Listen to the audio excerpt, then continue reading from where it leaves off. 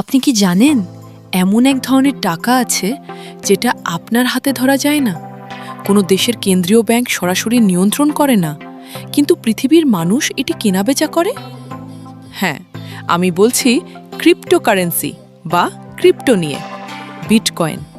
চলুন খুব সহজ ভাষায় জেনে নিই ক্রিপ্টো আসলে কি এবং এটি কিভাবে কাজ করে।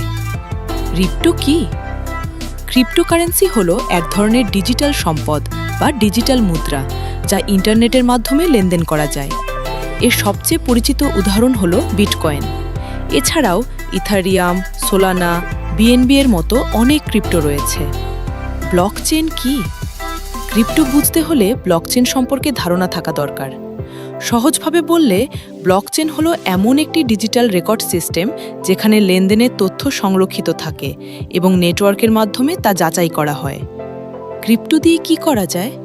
ক্রিপ্টো ব্যবহার করে কিছু ক্ষেত্রে ডিজিটাল সম্পদ কেনাবেচা করা যায়, বিভিন্ন প্ল্যাটফর্মে পেমেন্ট করা যায়, বিনিয়োগ বা ট্রেডিং করা হয়।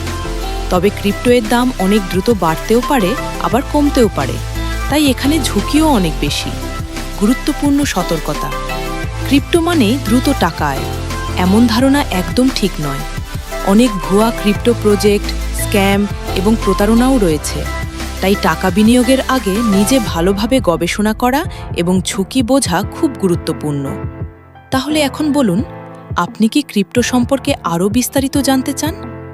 পরের ভিডিওতে আমি চাইলে বিটকয়েন কি, কিভাবে কাজ করে এবং বিটকয়েন থেকে কিভাবে মানুষ লাভ ক্ষতি করে সেটা সহজ ভাষায় বুঝিয়ে দিতে পারি। ভিডিওটি ভালো লাগলে লাইক, কমেন্ট এবং সাবস্ক্রাইব করতে ভুলবেন না।